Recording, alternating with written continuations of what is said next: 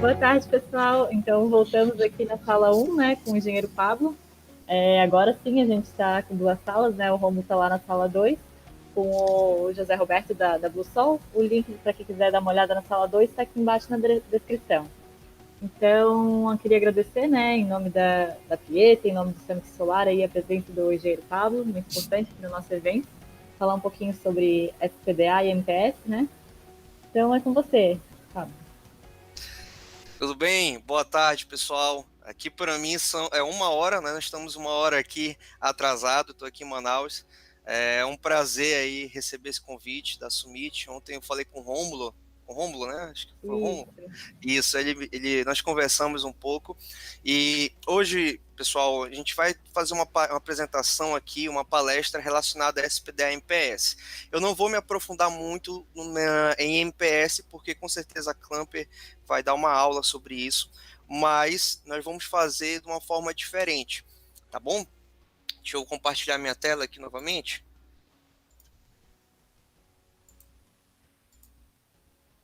Pronto, só tirar aqui. Então, isso, pessoal, hoje as nossas recomendações com relação ao sistema fotovoltaicos, principalmente ligados a micro e mini geração. Na verdade, aqui eu vou focar em micro geração, porque é algo mais simplificado, não quer dizer que é básico, mas também onde está a maior demanda do mercado. Então, primeiramente, mandar um abraço a todos que me seguem no Instagram, no YouTube. Abraço aos nossos alunos e parceiros. Vamos lá.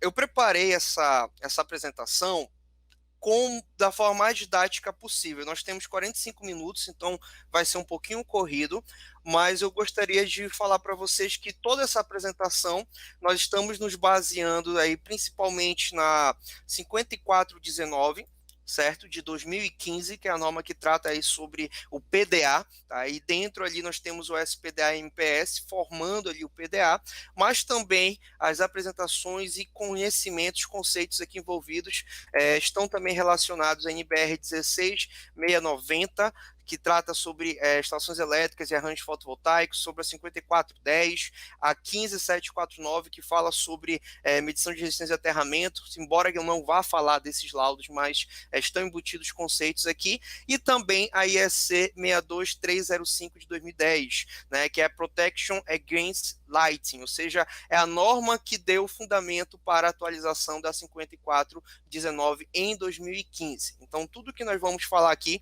está relacionado a essas normas.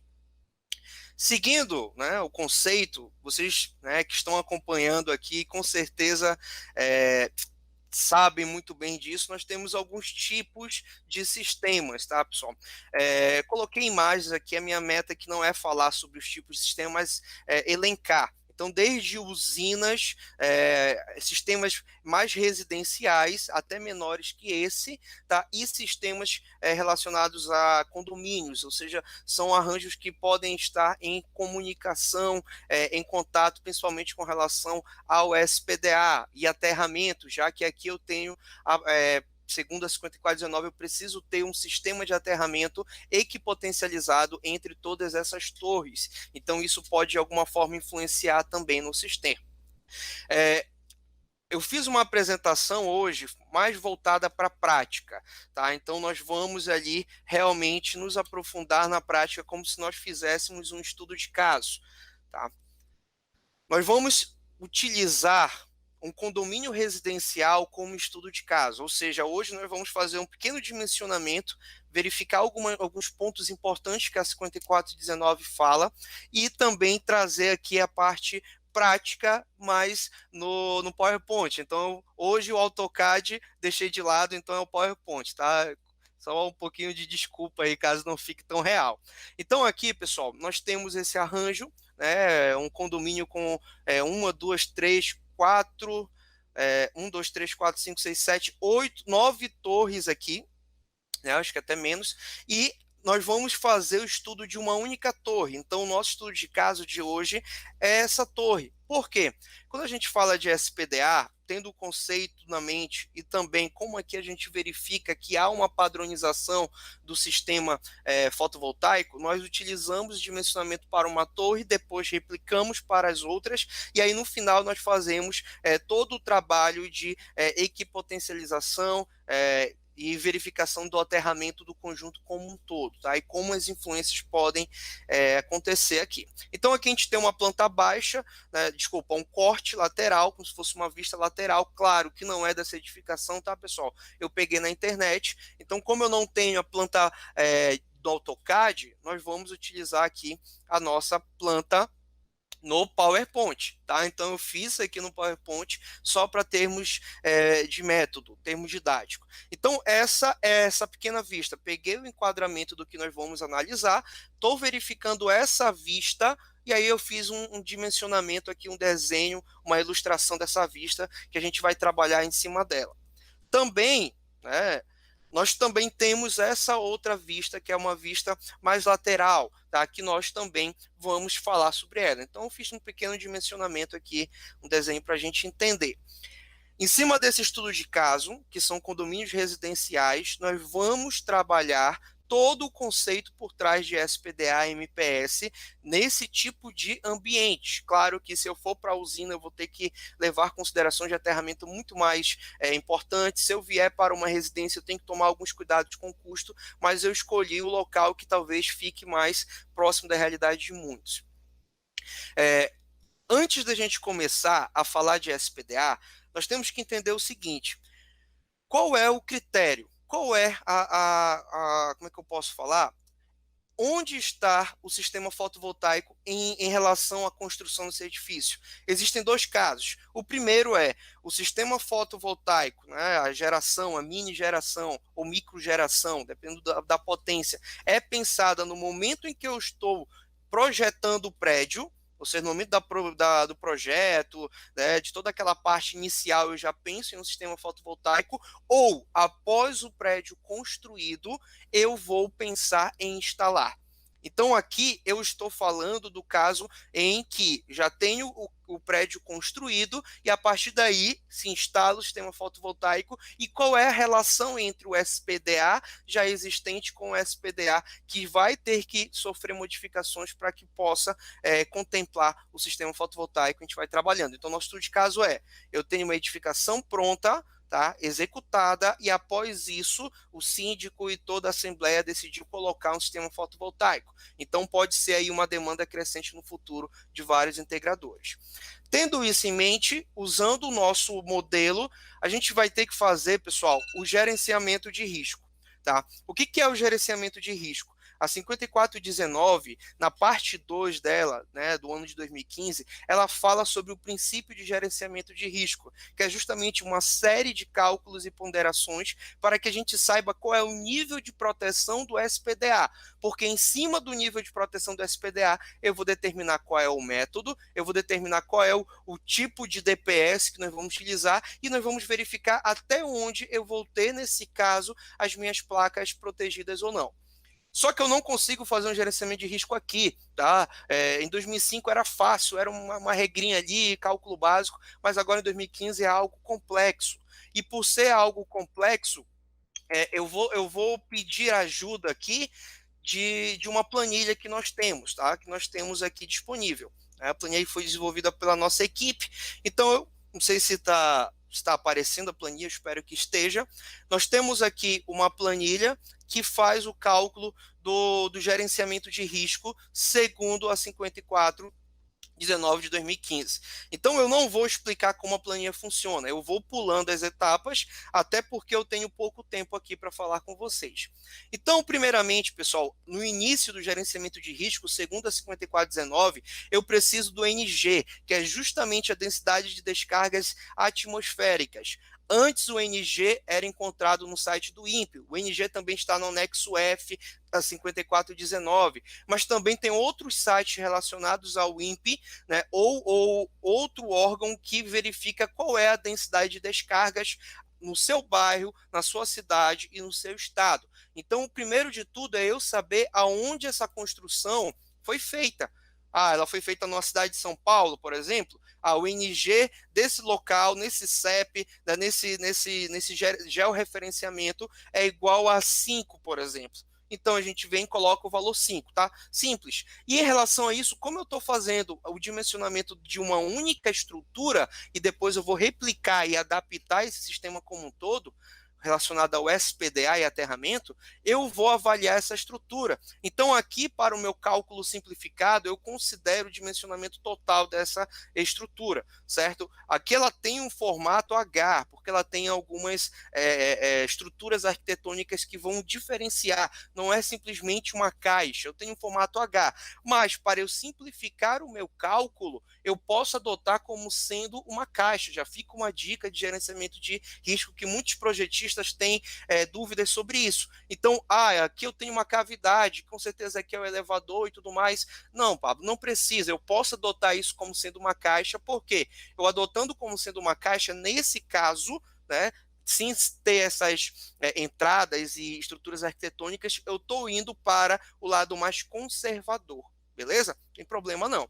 Então, vamos imaginar que as dimensões dessa estrutura sejam essas. Eu tenho 23, vou colocar aqui, ó, eu tenho 25 por 32, claro, pessoal, aqui eu estou tratando de forma didática.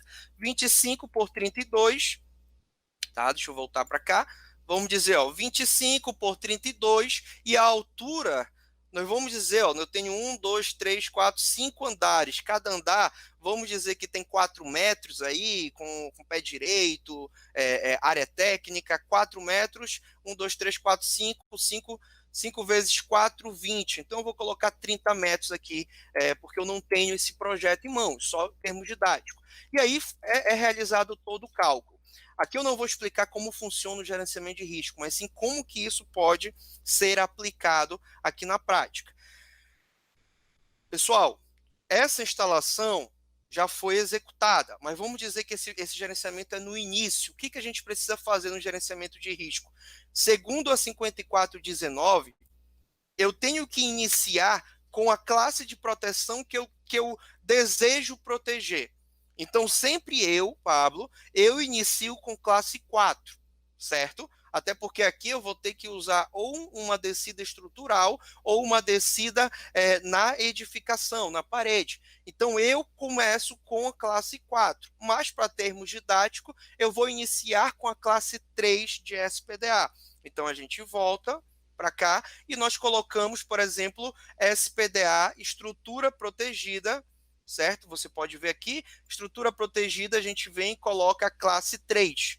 Colocando a classe 3, eu vou fazer toda a manipulação de dados, colocar aqui em torno de 150 pessoas, porque quantas pessoas vão ter aqui nessa edificação? E claro, pessoal, é isso que a gente dá, é a construtora. Ela tem uma relação de pessoas por apartamento, tem relacionado também com quantidade de cômodos. Aí você vai pegar cada apartamento, verificar quantos apartamentos por andares, ver quantas pessoas vão estar aqui no pior caso, que seria, por exemplo, com todo mundo em casa, e aí você colocaria o valor da quantidade total de pessoas. Aqui nesse caso, a gente vai colocar 150 pessoas para termos didáticos. Aqui eu entro no âmbito de várias análises. Eu vou pulando porque a gente tem pouquíssimo tempo aqui para explicar. Então, a questão aqui é justamente virar bem didático. Então, você vai preenchendo de acordo com a 5419, coloca aqui, por exemplo, o que me interessa. Eu vou baixando aqui, tá, pessoal? Coloca alguns valores. E o que me interessa é eu fazer uma verificação das zonas. O que acontece? Olha só, dica. Quando esse prédio era antes de eu instalar o sistema fotovoltaico, ou seja, eu tenho um prédio, eu ainda não instalei o sistema fotovoltaico nele. O sistema fotovoltaico vai ser instalado depois da construção, ou seja, no momento da construção, ninguém pensou no sistema fotovoltaico. É comum, né? 98% dos prédios não tem sistema fotovoltaico. Então, agora, para termos de gerenciamento de risco, eu preciso analisar somente a perda 1.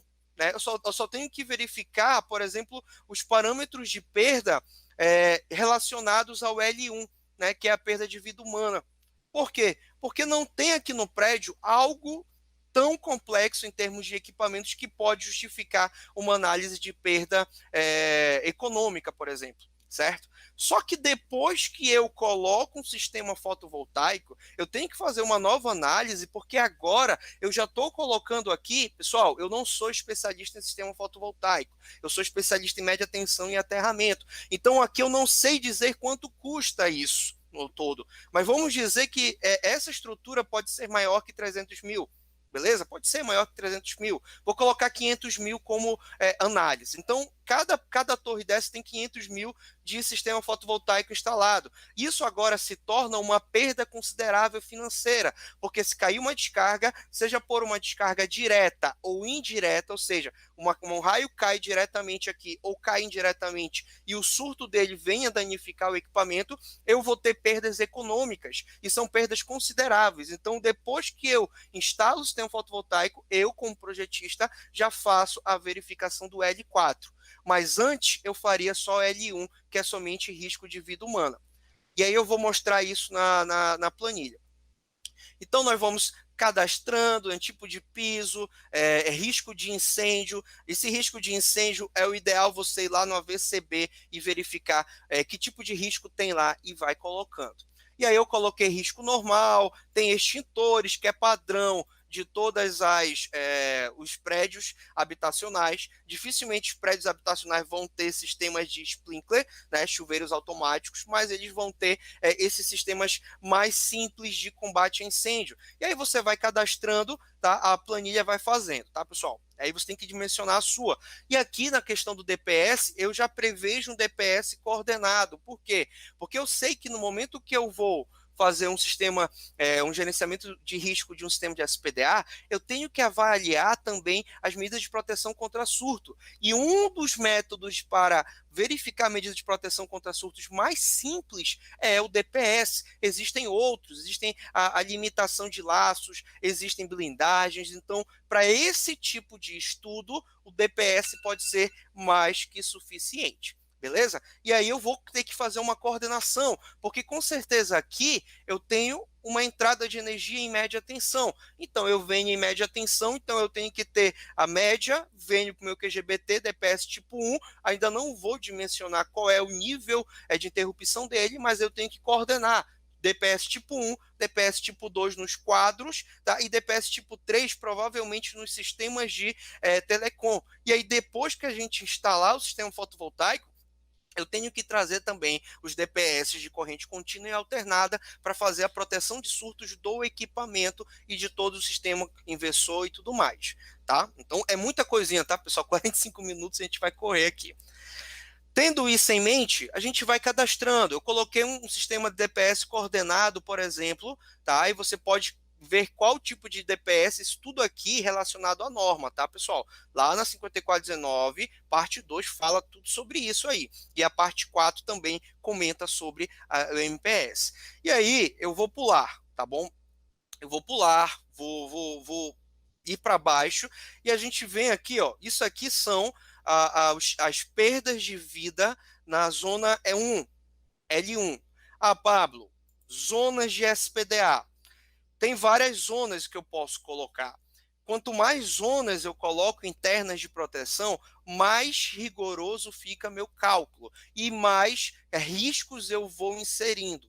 Isso pode ser bom ou ruim, dependendo do caso. Um sistema como esse, um prédio habitacional, quantas zonas eu colocaria? Eu, Pablo, colocaria uma zona 1 contemplando todo o prédio, né, sistema interno, toda a instalação, e uma zona 2 em uma subestação, por exemplo. Só que geralmente eu não sei se a subestação desse prédio é interna ou é uma distribuição em redes, né? Pelo que eu estou vendo, o porte pode ser uma distribuição de redes, ou seja, eu tenho uma rede de média tensão nesse condomínio, e aí eu faço a redução no transformador, né, de transformação, e aí a gente entra com BT nele. Então eu vou adotar só uma zona para não ficar complexo. Então não vou fazer mais zonas aqui no gerenciamento de risco. A gente vem, pessoal, e coloca risco especial nessa zona. Tem. Pessoal, é um baixo risco. A gente pode colocar, por exemplo, aqui, ó, baixo risco e ver a necessidade, ele já muda os valores. E nós vamos, quantas pessoas estão nessa zona? Podemos colocar, por exemplo, 150 pessoas. E aí ela já gera o risco para a gente. Vou para a perda L2. Perda L2 é uma perda de serviço público. É um tipo de perda que está relacionada principalmente a edifícios que vão ou fornecer, por exemplo, concessionárias de energia que fornecem energia que, mediante a um surto, uma descarga direta e indireta, o sistema entra em pane e eu não consigo mais fornecer energia para o público. Da mesma forma, outros tipos de sistemas. Aqui tem perda ao público? Não, pessoal. Aqui é um prédio. Se faltar energia, no máximo alguém pode ficar ali preso no elevador se não tiver ali um sistema de geração de emergência. Então, aqui não existe atendimento ao público para esse caso. Então, eu coloco como não. L2 eu não vou verificar. Então, todo o risco foi zerado. L3, patrimônio cultural. Pessoal, isso aqui não é tombado.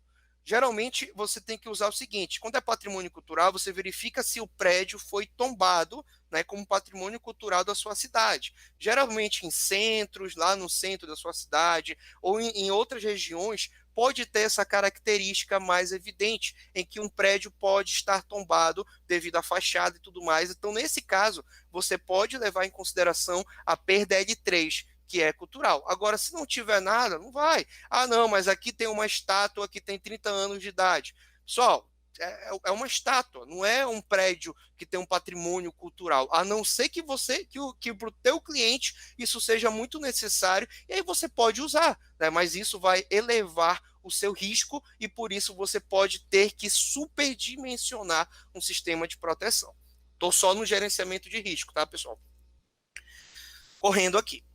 L4, perdas inaceitáveis de valor econômico. Opa, L4. Antes de ter o sistema fotovoltaico, eu não usaria. Somente o L1 seria o suficiente no meu entendimento sobre a norma. Isso é subjetivo para cada projetista. Só que agora, no momento que eu coloco, sei lá, 500 mil reais num prédio, lá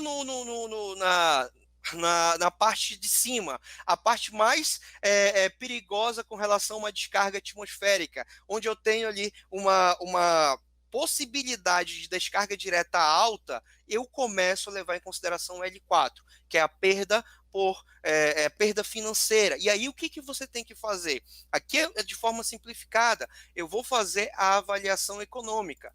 Então vou avaliar, tá bom? E aí eu vou dizer que tipo de local é esse, ó. Hotel, escritório, treinamento público, hospital, museu, não. Eu vou colocar como se fosse hotel, porque o hotel simula uma edificação ali, já que vão ter pessoas morando. E aí as estruturas a gente vai estrutura de todos os tipos, onde animais não estão presentes, né, não contém animais nesta estrutura. E aí, o que a gente tem que pensar? A gente tem que fazer um levantamento do custo dessa edificação. E aí que está o problema. Você tem que saber quanto custa essa edificação aqui, tá? Em termos financeiros. Vamos dizer, pessoal, eu estou chutando aqui, tá? Porque o valor da edificação vale, eu vou colocar aqui 10 milhões. Beleza? E aí, é o conteúdo da zona, ou seja, o conteúdo interno dela, vou colocar 1 milhão, por exemplo. E aí, esse conteúdo, esse valor, você já tem que incluir o custo com o sistema fotovoltaico. Lembrando, quando você faz uma avaliação econômica, você eleva o risco lá para cima e você pode superdimensionar o seu SPDA. Por isso que você tem que tomar muito cuidado com isso, tá? Muito cuidado. E aí a gente vai continuando, já gerou o risco e tudo mais, e aí eu vou lá para o final. Não vou fazer a avaliação do resto das zonas, vou avaliar só o final. Pessoal, o que acontece? No final aqui, ele me dá um resultado, tá? Eu posso ver o resultado aqui relacionado a cada ponto e tudo mais, né? A gente consegue ter um resumo aqui nessa planilha, e aqui eu tenho o resultado. O que acontece?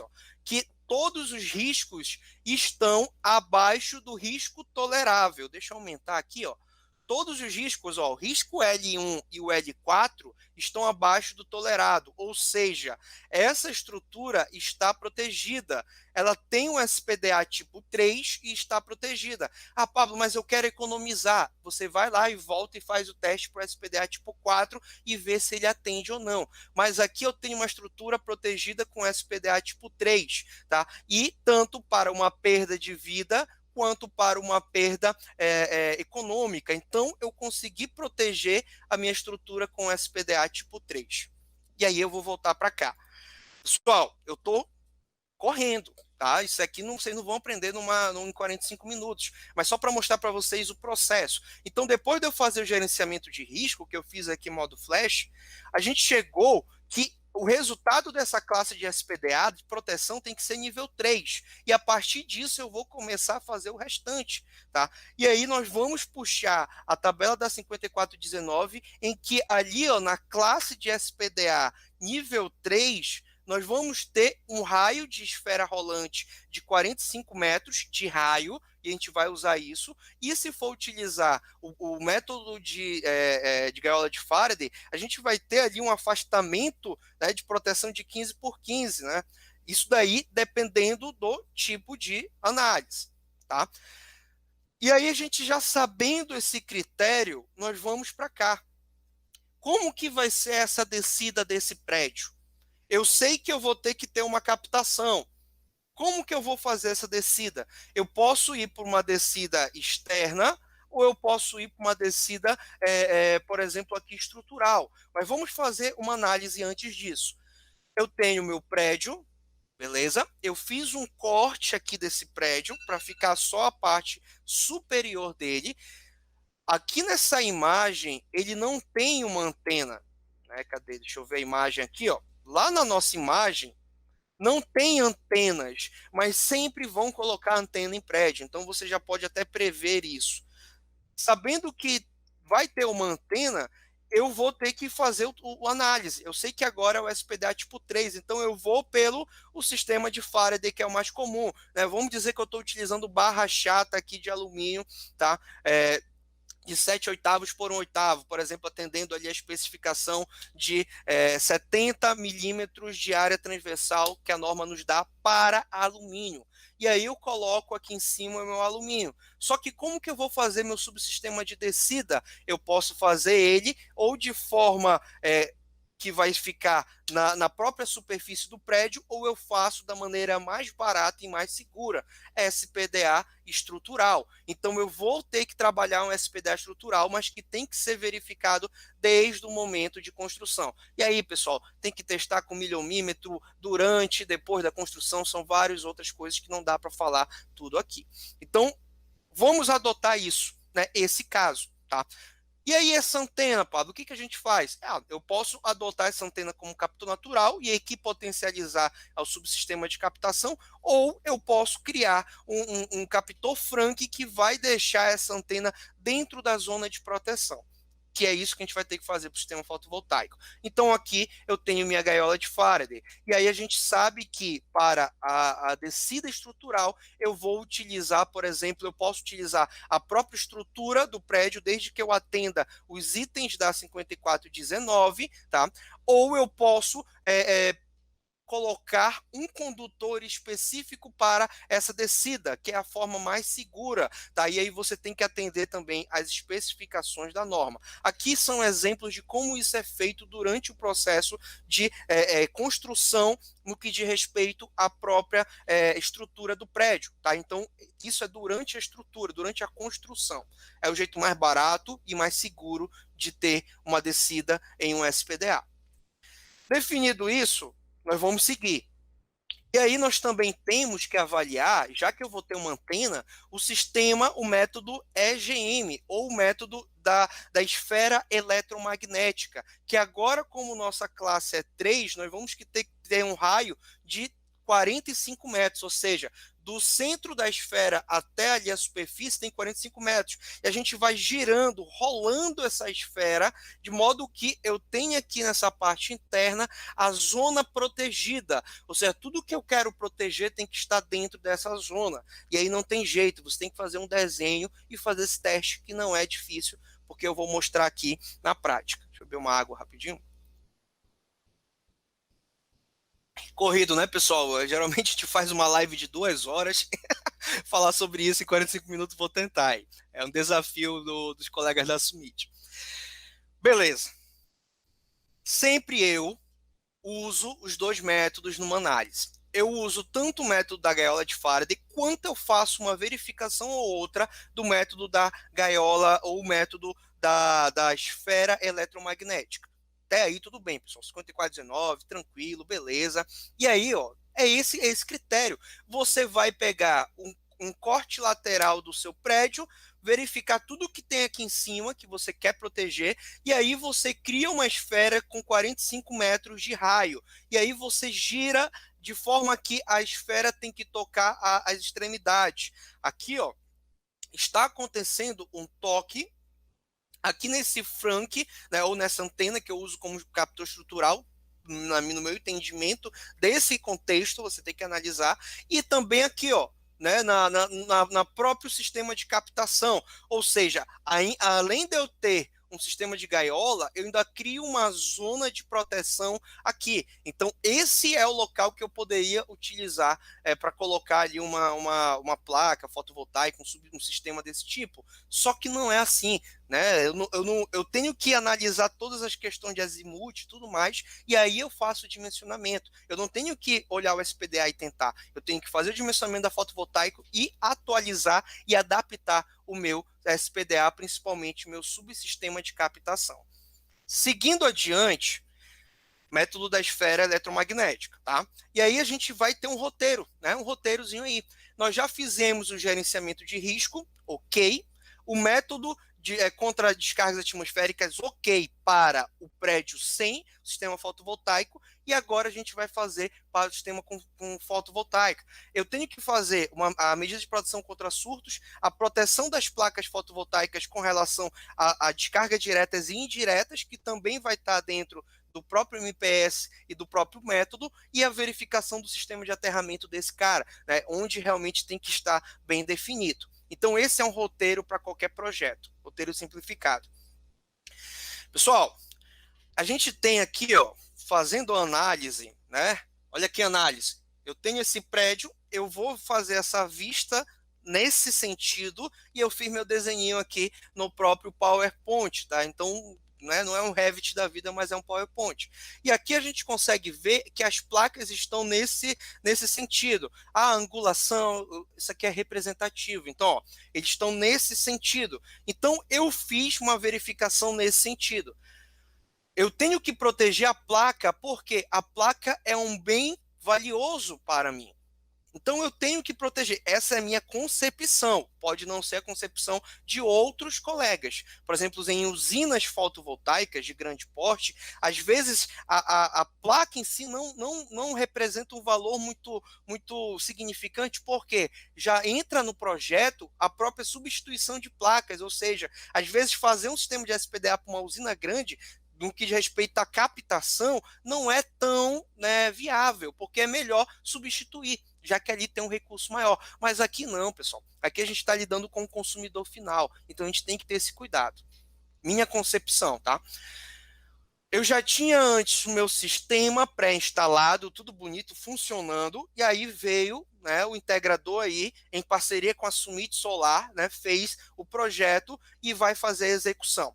Só que no momento que ele faz a execução, ele está colocando as placas na zona de risco, de queda, de descargas diretas. E aí ele tem que fazer uma análise para ver se essas placas estão dentro de uma zona de proteção. Essa é uma concepção minha, e em cima da 5419, que diz que todas as instalações que estiverem na cobertura, que devem ser protegidas, devem estar dentro da zona de proteção.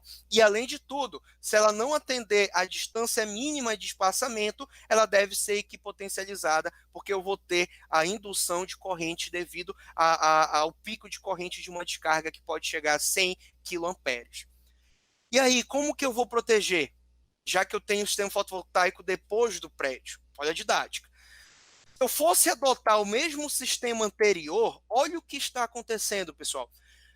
Essa placa, né, esse lado, essa fileira aqui, está protegida, porém essa não está protegida. Ah, mas se ela tiver equipotencializada, você vai equipotencializar. Mas pelo método, e eu estou mostrando aqui de forma genérica, você vai fazer em escala lá no seu projeto AutoCAD, se cair, pode cair uma descarga direta aqui nessa placa, e aí você pode tornar o sistema aí um colapso, uma queima, uma danificação e tudo mais. Então você tem um dano, desculpa, você tem que fazer essa proteção. Como que eu faço essa proteção, sendo que eu estou adotando o mesmo critério que foi lá no nosso gerenciamento de risco, classe 3? Então, como que eu vou fazer? Nesse caso, nessa vista, é bem simples. A gente vem e instala alguns captores Franklin que vão fazer, não vão trabalhar em um sistema de captação híbrido entre Faraday, ou seja, ó, meu alumínio aqui, e o captor. E aí, qual é a altura dele, Pablo? Você vai ter que projetar em cima da zona de proteção que você quer gerar para essas placas. Então, agora eu estou fazendo a proteção de uma descarga direta.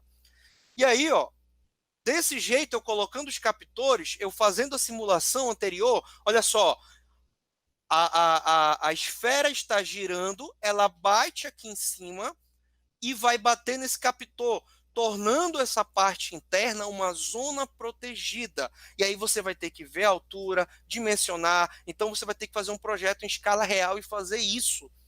Não tem segredo. E você faz e tornou ele.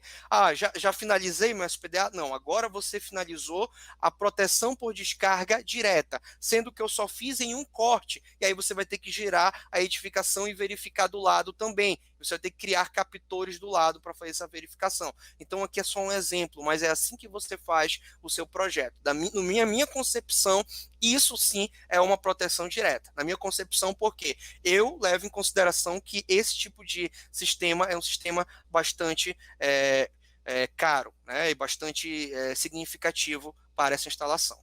E aí, pessoal, a gente entra na questão do subsistema de aterramento. Falei de captação, falei de descida, né, descida estrutural e o aterramento. Cara, se é minha descida estrutural, meu aterramento tem que ser estrutural, entendeu? Então, eu tenho 3 métodos. Eu posso usar o meu aterramento de fundação, né, eu posso utilizar um anel, né, como forma 5419, ou eu posso utilizar uma malha. Isso vai depender de projeto e análise com outras normas que envolvem estratificação do solo e projeto em cima de vários outros parâmetros.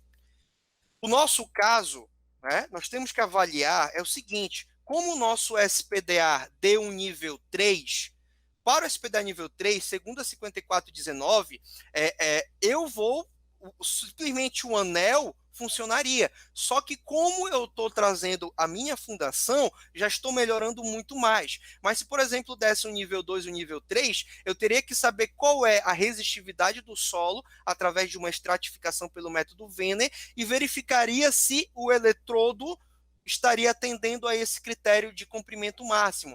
Além do que, eu poderia ir, por exemplo, para a análise de uma malha. Então, aqui eu tenho algumas imagens que a Clamp trouxe e fala disso muito bem. E que também lá na 5419, parte 3, fala disso. Mas no nosso caso, a gente vai utilizar a fundação do prédio.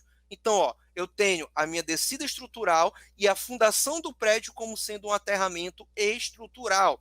Dessa forma, por ser um prédio, eu tenho estacas que podem ser profundas e isso vai deixar com que a própria estaca, o radier e todo esse complexo de fundação tornem o SPDA algo muito melhor, o aterramento algo muito melhor do que simplesmente um anel, beleza? Mas isso sempre lá analisado num projeto. E aí eu vou buscar o QNBR 16690, que fala sobre sistema fotovoltaico, fala no item 6413, eletrodo de aterramento separado.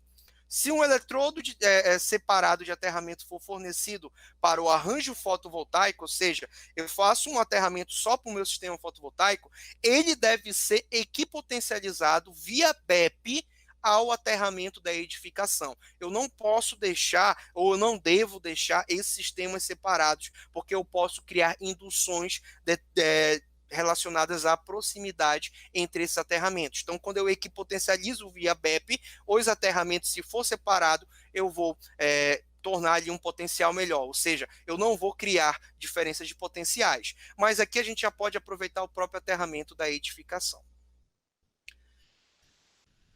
Indo para a parte de MPS, nós temos dois tipos. Aqui eu peguei uma imagem da Clamper. Então, aqui ela mostra DPS de corrente contínua, DPS de corrente alternada. Eu não vou mostrar aqui porque eles devem falar disso de modo mais aprofundado, não dá tempo. Mas a gente tem duas avaliações.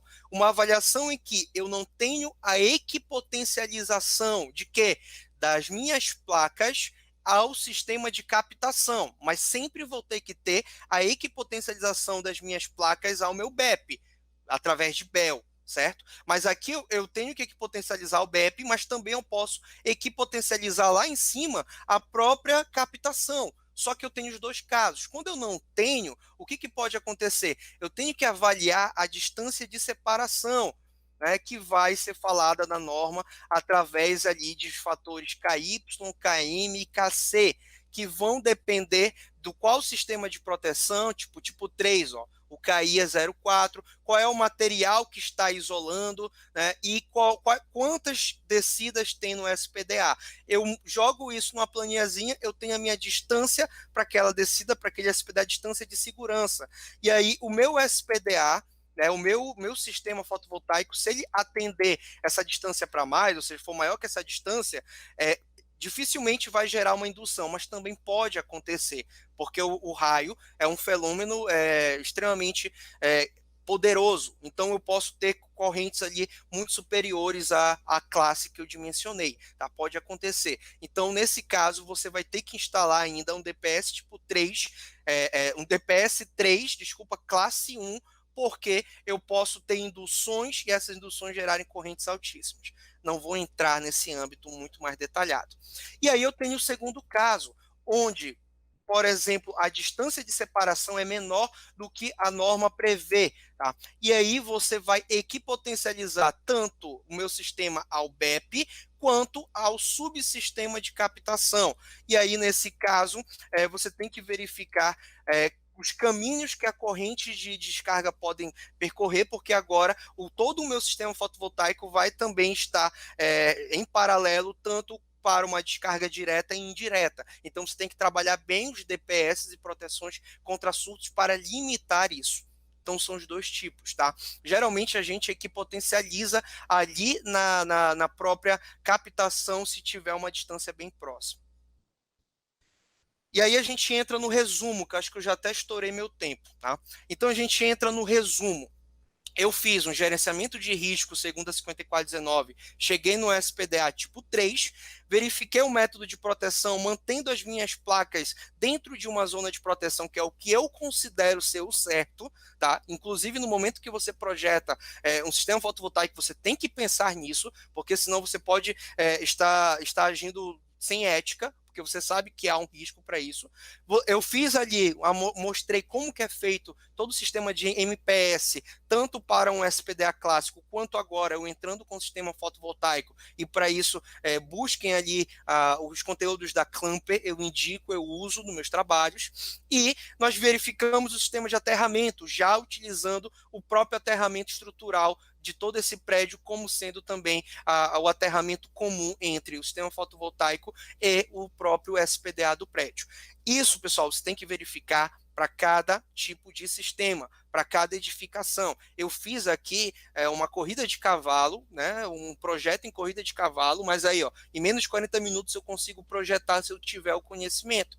Mas isso tem que ser feito de maneira correta, avaliando todos os itens relacionados ao sistema fotovoltaico, ao tipo de inversor, ao que o fabricante diz, e aí você vem adaptando ao que as normas falam e recomendam. Tá? Então não é uma verdade única, em si uma adaptação técnica para cada caso.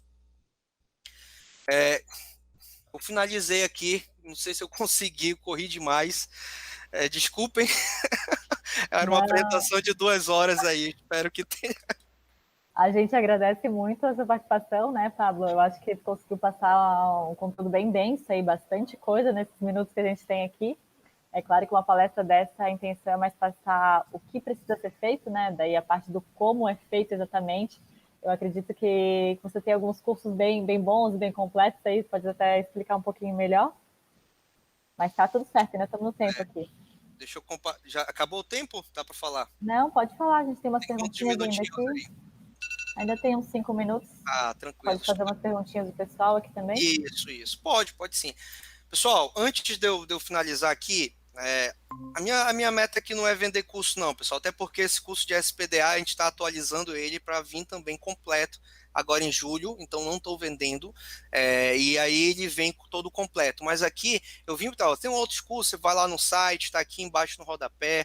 Mas busque material gratuito, pessoal. Tem muito material gratuito. Vão lá no YouTube, pesquisa Electric Academy, acompanhe nossas lives. A gente faz lives de 4 horas, de 2 horas. São lives que, sabe, valem até por vários cursos.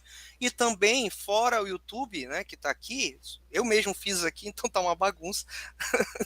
E aqui tem o Instagram, então para quem não segue a gente, vai lá, ó, tem o Instagram, tem esse, tem o Electric Academy, tem o LinkedIn, a gente tem até TikTok, ó, então é só buscar.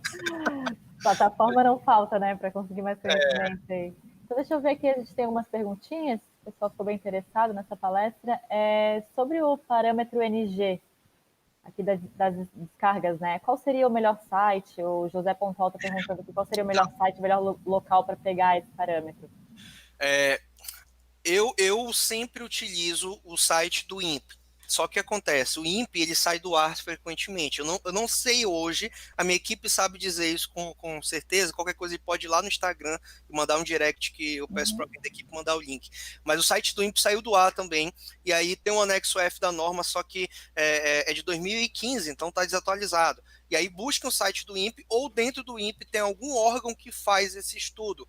E ele TK, tipo assim, tem um órgão e aí lá você tem o valor mais atual. Eu indico sempre buscar o valor mais atual, porque a descarga ela vai esse estudo ele é anual.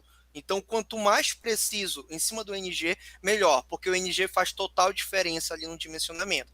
Nossa região é 16, 18, tem regiões que são 2, entendeu? Então, isso pode mudar o tipo de sistema ou a classe de proteção. Beleza. E o pessoal ficou interessado também nessa tua planilha aí que tu apresentou. Estão perguntando se ela pode ser disponibilizada ou se daria para entrar em contato com você. Essa planilha ela está relacionada aos alunos do curso, tá? A gente até vendia ela separada, só que a gente parou só em julho, só em dia 10 de julho, que a gente vai atualizar, vou mexer, então a gente parou para organizar, melhorar, e aí em julho talvez quem tiver interesse, dentro do curso já vem uma planilha de dimensionamento de malha, de aterramento para subestação, então, mas hoje não tem como, mas dá para ir lá no site e entrar ali numa lista de espera. Mas a gente finalizou, só em julho mesmo. Lá pelo dia 10 a gente lança o curso novo. Beleza, daí o curso vem bem atual, né? É realmente bom mesmo, né? Ter essa... É um curso que tinha 2 anos, né? Foi o primeiro curso que eu fiz, então o nível de produção era baixo. Hoje não, hoje a gente já tem um nível, vai ter drone, vai ter análise em antenas de transmissão, antenas de rádio, né? Vai ter análise de sistema fotovoltaico como esse, vai ter outras análises ali muito mais elaboradas. Então, a gente vai melhorar isso. E os alunos que já têm o curso vão receber isso gratuito, tá? Até eu acho que o Rômulo tem, né? Então, tudo isso vai ser gratuito para quem já tem um curso. Não precisa pagar nada, não. Interessante. Bom saber. O pessoal da Pieta aqui vai ficar bem feliz. Só mais uma questão aqui, vamos ver se tem mais alguma coisa para falar sobre esse assunto do José Pontual também, que tem muitos casos que tem o SPDA antigo, né, que não obedecem às normas atuais, as NBRs atuais. Nesse caso, como que deve ser o aterramento?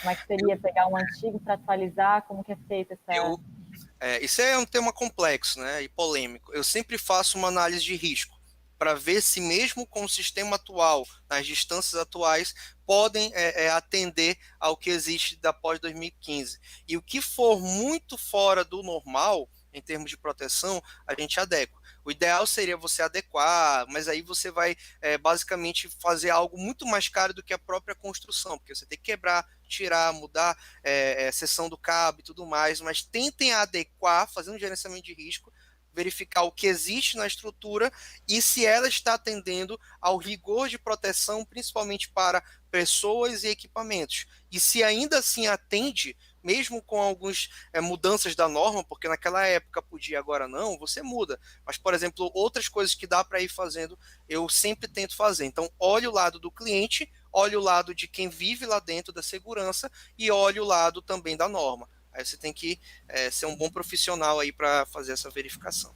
Sim, sim, sempre encontrar esse equilíbrio, né? Claro que a proteção aí é em primeiro lugar, né? Proteção das pessoas, agora também a proteção dos equipamentos, né? Que acabam sendo equipamentos bem de alto valor, assim.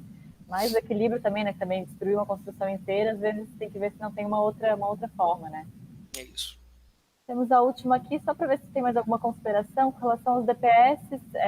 A pergunta do Bruno Santos, a opinião sobre os DPS tipo 1 tipo 2. Você acredita até que o Thiago da Clamper cobriu bastante essa parte, né? Mas se tiver mais alguma consideração sobre os tipos de DPS 1 e 2 nos sistemas fotovoltaicos. Como eu posso falar, eu não sou especialista em sistemas fotovoltaicos, né? Eu não tenho vergonha de falar isso, estou até estudando muito isso agora. Mas você tem que entender, verificar qual é o nível de coordenação que você precisa. Por exemplo, a própria Clamper, você busca materiais da Clamper, ela mostra exemplo, e a especificação do DPS, nível 1, tipo 1, tipo 2, é uma questão de forma de onda de proteção.